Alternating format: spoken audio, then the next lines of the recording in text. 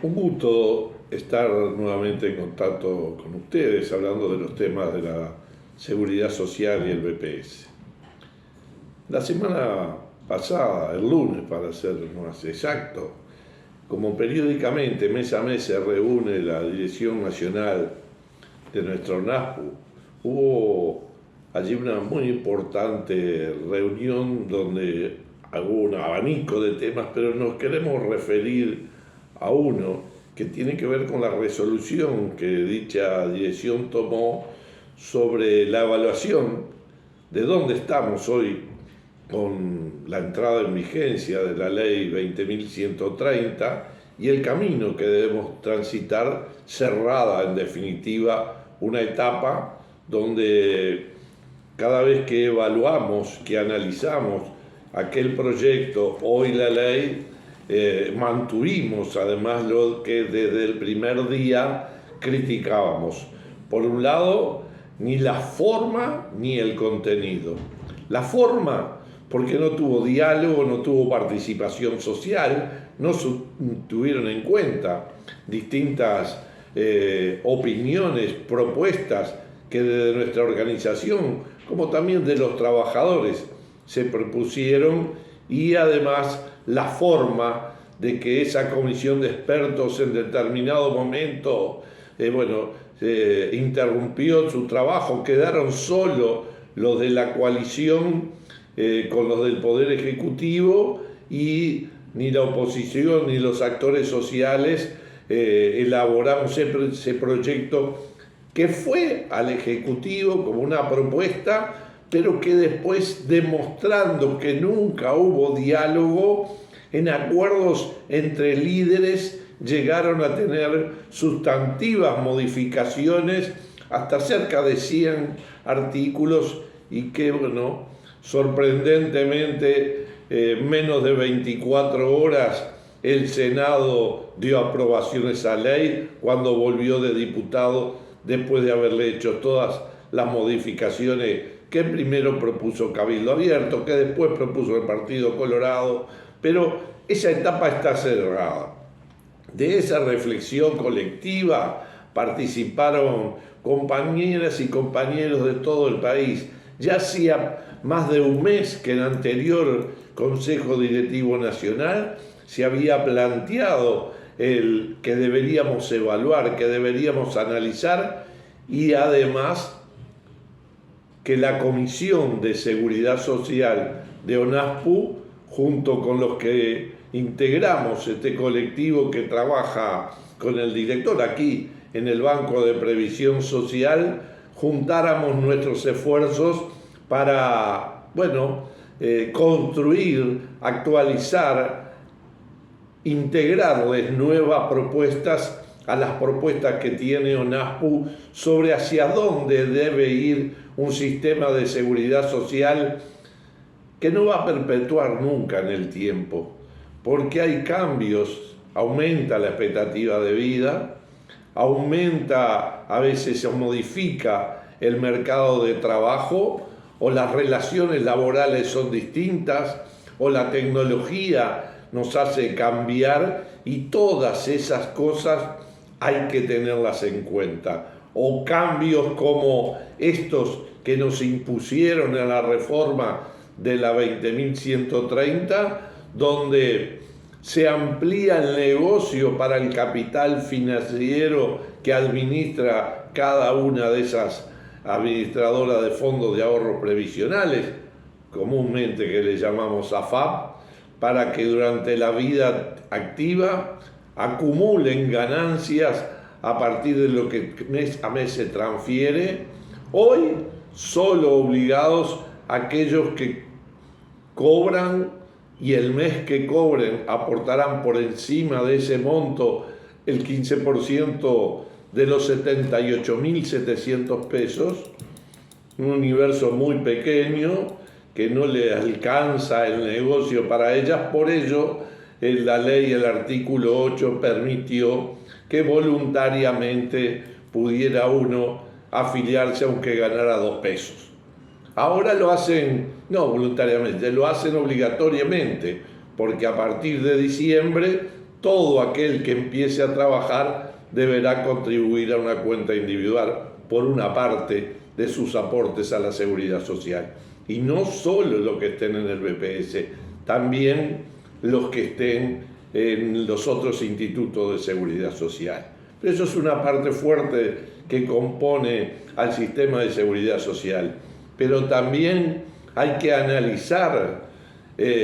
los argumentos que ellos mismos decían, que vivimos más tiempo. Bueno, ¿cuál es la calidad de vida? ¿A dónde van las políticas de cuidado para cuando vamos de alguna forma perdiendo autonomía? Y hoy no hay nada atrasado en ese sentido. La edad de retiro, tomando promedios generales, cuando no es la misma calidad de vida de aquel que tuvo oportunidades, que tuvo las posibilidades de nacer en un hogar donde esté en buenas condiciones, que no es lo mismo para aquel que no tuvo oportunidades, que vive en un rancho, que se llueve, no, a veces yéndose a dormir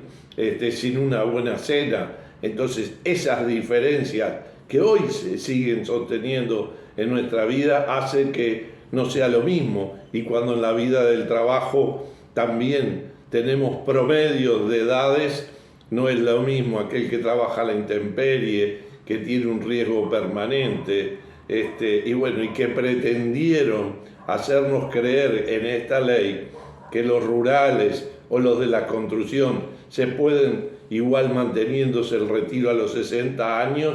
pero las condiciones que se le imponen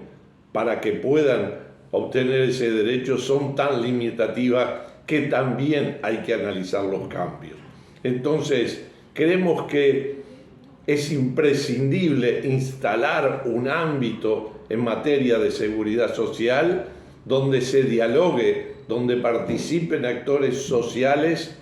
y partidos políticos y con urgencia se encuentren acuerdos para que haya una mayoría parlamentaria que reforme estas leyes vigentes por nuevas leyes que, sosteniendo el sistema en lo que hace a lo financiero, pero también la sostenibilidad social de los derechos de la gente. Por eso estamos en ese proceso, creemos que ese es el camino de construir y reafirmar propuestas. Estaremos en los próximos meses haciendo las reuniones regionales para llegar a noviembre, que será el 9 y el 10, el Congreso de la Organización Nacional de Jubilados y Pensionistas del Uruguay, congreso además que este año es programático y además de reafirmar, de aprobar todas esas propuestas que se vienen construyendo, definamos también las acciones al respecto que hacia el futuro vamos a tomar, porque estaremos ya en un año electoral que la normativa impide que haya ajustes extraordinarios, que haya, salvo el aumento del 1 de enero, impide que haya ajustes extraordinarios como en cada julio hasta el 2019 lo hubo. Entonces, 14 años que permitió que las jubilaciones mínimas aumentaran más porque eran los que menos tienen. Y esa es una de las acciones también centrales que en estos tiempos llevamos adelante, porque hasta hoy no hemos sido escuchados. La reivindicación del 3% a partir del 1 de julio no ha tenido respuesta. Y a diferencia del año pasado, que el 1 de julio, cobrándolo en agosto, se dio el 3%, pretendemos que sea igual, pero con un cambio. No se saque a fin de año como se sacó el año pasado, sino sobre lo que se está ganando en diciembre se aplique el ajuste del 1 de enero. Porque en año electoral estarán muy ocupados en definir quién será el que conduzca los destinos de nuestro país, pero nosotros creemos y consideramos que teniendo propuestas serias, justas, como las que estamos planteando deben ser también el centro de la discusión y la acción y el compromiso de quien quiera llegar adelante y seguir adelante. Otro capítulo bien importante que tiene y que hay que analizar en los temas de la reforma es todo lo que hace a la discapacidad, todo lo que hace a las jubilaciones y pensiones por discapacidad. No puede seguir teniendo la rigidez que tiene hoy,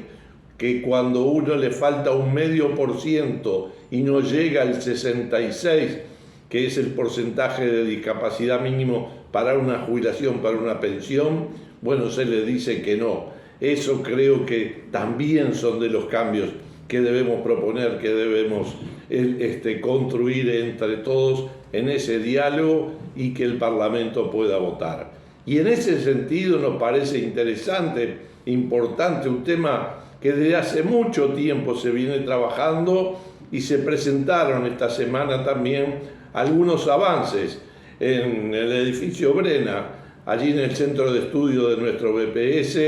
Hubo una presentación con el apoyo de las Naciones Unidas, estaba presente la ministra de Salud Pública, el